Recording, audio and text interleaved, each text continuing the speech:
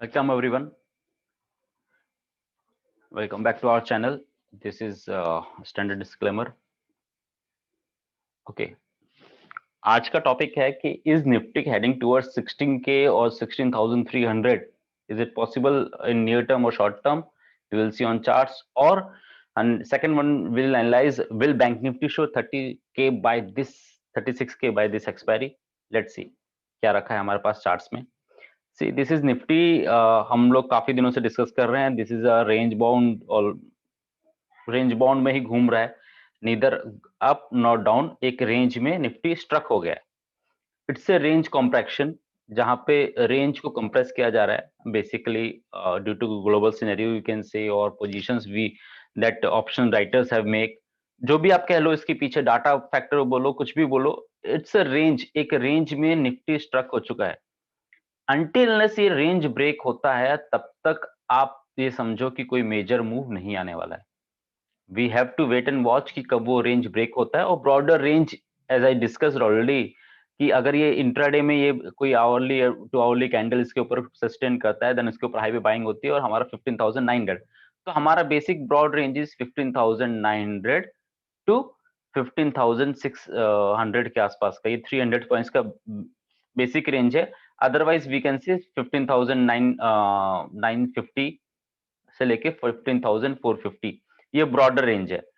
ये intermediate range है, एक ब्रॉडर रेंज है. इस रेंज के ऊपर निकलेगा तभी मेजर मूव मिलेगा. अब लेट्स सी. अभी इसको हम कल जो डिस्कस कर रहे थे कि 2 आवर टाइम फ्रेम में या कैसा क्या चार्ट था हमारा एनालिसिस. तो कल हमने देखा था कि निफ्टी समवेयर ऐसा था, यहाँ से बाउंस करके ऊपर गया था. तो we have I was saying कि अगर फ्लैट ओपन होता है तो it will try to go till this level 15,800 825 वाला जोन एक इंपॉर्टेंट है हमारे लिए. ये ब्रीच करता है, इसके ऊपर ब्रीच करता है, कोई कैंडल ब्रीच करता है, उसके हाई पे बाइंग करके हमारा 15,900 के आसपास, और फिर देन ये ऊपर वाला पार्ट के ओपन अप हो जाएगा. बट समहाउ ये वहीं कहीं स्ट्रक होके रह गया, ब्रीच नहीं हो पाया, वहां से सेल ऑफ आ गया वहां से ऊपर से. Then again it took support near low, previous day low. ये कल के दिन का जो लो था वहां पे आके कहीं ना कहीं मार्केट अटक गया, उसी में पे सपोर्ट लिया. अब हमारे लिए इंपॉर्टेंट दिख रहा है कि first, second, third, fourth, four times it took support of 15,735. Precisely 15,735 का एक लेवल है जहां से बार बार आके सपोर्ट ले रहा है, वो ब्रीच नहीं कर पा रहा है. फॉर मंडे हमारे इंपॉर्टेंट है, अगर 15,735 को ब्रीच करता है, बीट गैप डाउन और बीट इंट्राडे, तो हमारे लिए नीचे के लेवल ओपन हो जाएंगे और 100 पॉइंट्स का लेवल एटलीस्ट ओपन हो जाएगा. फ्रॉम 15,735 टू 16,000 15,635 का जोन पहला हमारा सपोर्ट जोन आ जाएगा यहाँ पे. देन इसके नीचे के लेवल हमें देखना पड़ेगा कि कैसे ओपन होता है, डिपेंड अपॉन कितना गैप डाउन होता है और उसके बाद फॉलो अप कैंडल कैसा बनता है. On contrary on the other side अगर गैप अप ओपन होता है और ट्रेंड लाइन के ऊपर गैप अप होता है, लेट्स से यहाँ पे क्लोजिंग हुई है, दैट इज 15,773. तो लेट्स से यहाँ पे अगर इसके 800 के ऊपर 830 के ऊपर गैप अप ओपनिंग होती है और वो नीचे की तरफ ना आके ऊपर की तरफ निकलती है candle, first 15 minutes candle, then we can easily see 15,900 and ऊपर के लेवल. तो बेसिकली हमें इसके लिए गैप अप अच्छा ओपन मिलना चाहिए, तभी हो पाएगा. अब gap up open is around 15,835 के आसपास का गैप अप ओपन मिले और उसका लो ब्रीच ना हो, और वो 15 मिनट्स लो ब्रीच ना हो, और कैंडल ग्रीन कैंडल बने, बुलिश कैंडल बने, ऊपर की तरफ जाए, तो हमें अच्छे खासे बुलिश साइन मिल सकते हैं. अब हम ऑप्शन डाटा में देखते हैं कि क्या रखा है हमारे पास. See this is option chain data of 5 August, weekly expiry. अगर हम देखें तो इसमें हमारे पास ये सी दिस लेवल ऑफ 15,800 अच्छा खासा वही बिल्डअप है, that is of 82, then 86 at 50,900, then 16K पे 63,000 है. तो इससे ज्यादा अभी देखिए एक मतलब एक इंपॉर्टेंट फैक्टर है. See this change in Y is only 23K at 15,800, जो एट द मनी के आसपास का है. उसके बाद जो चेंज इन वाई जो बड़ा हमें फिगर दिखता है, that is of 15,900. Then change in Y जो बड़ा फिगर दिखता है वो है 16,300. अब ये 16,300 पे ये जो चेंज इन वाई है, इट मीन्स कि कहीं ना कहीं जो ऑप्शंस राइटर जिसने यहाँ राइट किया है पोजीशंस को, उसको कहीं ना कहीं लग रहा है कि इस एक्सपायरी में हो सकता है 16 के ब्रीच होके ऊपर की तरफ आ जाए। तो ऑन द सेफर एंड उसने 16,300 का कॉल शॉर्ट किया हुआ है और वहां से ये पोजीशन धीरे बिल्डअप कर रहा है। तो हमें जो इंपॉर्टेंट फैक्टर है कि ये ऊपर के लेवल 16 के तक ओपन हो रहे हैं, 16 के कह रहा हूँ 16,300 तक के लेवल कहीं ना कहीं मुझे लग रहा है कि ओपन हो रहे हैं और यहाँ पे शॉर्ट कवरिंग की मदद से प्राइस ऊपर जाएगी, क्योंकि 16 के पे हमें बहुत ज्यादा ओआई बिल्डअप नहीं है। अगर हम ध्यान से देखें तो 15,800 15,900 के आसपास ही 82 कम्युलेटिव जो आई है 82 और 86 के आसपास है। तो ये जब इसके ऊपर निकलना शुरू करेगा तो ये शॉर्ट्स कवर होंगे, देन मतलब मार्केट फुल फोर्स से ऊपर आने की कोशिश करेगा। 16 के कोई साइकोलॉजिकल लेवल है, बट ओआई पार्ट में अभी तक कुछ खास बिल्डअप नहीं है। अब हम सपोर्ट की बात कर लेते हैं, पुट राइटिंग कहाँ का इंपॉर्टेंट हुई है, तो सी दिस लेवल ऑफ 15,700 हमने चार्ट पे देखा 15,735 का सपोर्ट लेके बार बार ऊपर जा रहा था। और देन उसके बाद हम जैसे बात करते कि 15 राउंड फिगर नंबर पे 15,500 एक आ जाएगा। इंटरमीडिएट में कोई कोई खास सपोर्ट नहीं है, तो हमारे लिए इंपॉर्टेंट लेवल होता है 15,700 का लेवल।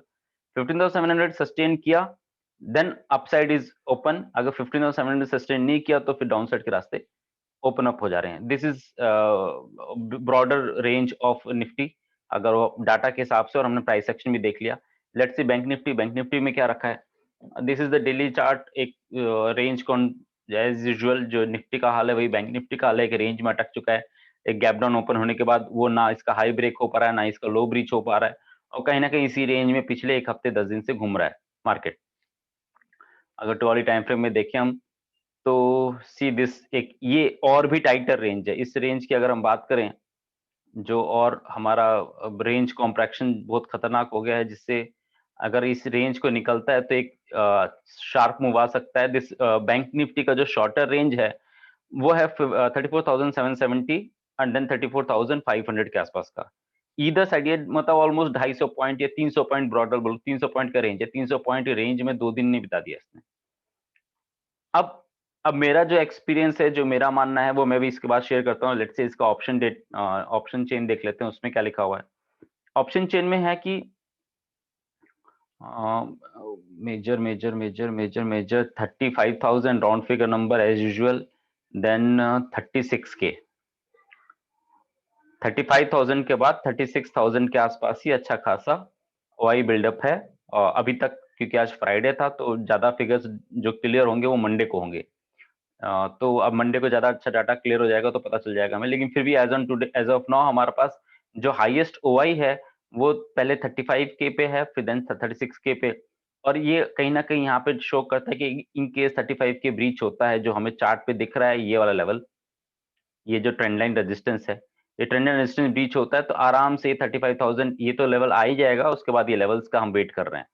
तो in comparison to Nifty, bank Nifty अभी थोड़ा सा और ज्यादा अंडर परफॉर्म कर रहा है। मेजरली इसके जो स्टॉक्स हैं like HDFC bank, Kotak bank काफी गिर चुके हैं, तो वो अंडर परफॉर्म कर रहा है फिलहाल। तो इसकी वजह से हमें बैंक निफ्टी में ज्यादा अभी अपर साइड की रेंज दिख नहीं रही है, बट ओआई पार्ट में ठीक ठाक ओपन अप हो रहा है। 36 के लेवल्स वहां पे राइट ऑप्शंस की कॉल राइटिंग हुई है। बट यहाँ पे पुट साइड में देखिए तो हमें कुछ immediate support is around 34,500। Okay, 34,500 immediate support दिख रहा है वाई में भी, और यहाँ पे भी जो 34,500 हमारा ट्रेंड लाइन सपोर्ट है, ये ब्रीच करता है तो थोड़ी सी मुश्किलें बढ़ जाएंगी और फिर यार आपके पास 400-500 पॉइंट मूव डाउन साइड के ओपन ऊपर हो जाए। ये बैंक निफ्टी निफ्टी की बेसिक ब्रॉडर एनालिसिस। अब मेरा जो पर्सनल मानना है, किसी एक ऑप्शन, एक मंथली एक्सपायरी में 4 एक्सपायरी होती हैं, 4 वीकली एक्सपायरी होती हैं बेसिकली। 4 वीकली एक्सपायरी में एक ऐसी एक्सपायरी इन जनरल आती है जिसमें ऑप्शन राइटर्स ज्यादा ऑप्शन बायर पैसा कमाते हैं। ऑप्शन बायर पैसा तभी कमाएंगे जब वन साइडेड मूव आए। जब वन साइडेड मूव आए तब ऑप्शन बायर को पैसा मिलता है, जब मोमेंटम में ट्रेड होती है। वो हर बार नहीं होता है और इसलिए हम लोग लॉस करते हैं, क्योंकि हम हर एक्सपायरी में हीरो जीरो सोचते हैं कि इस एक्सपायरी में हीरो जीरो हमारा हो जाएगा। बट वो कई बार, हर बार नहीं हो सकता है। वो 1 या 2 एक्सपायरी मैक्सिमम होगी, बाकी एक्सपायरी में ऑप्शन राइटर्स ही कमाते हैं।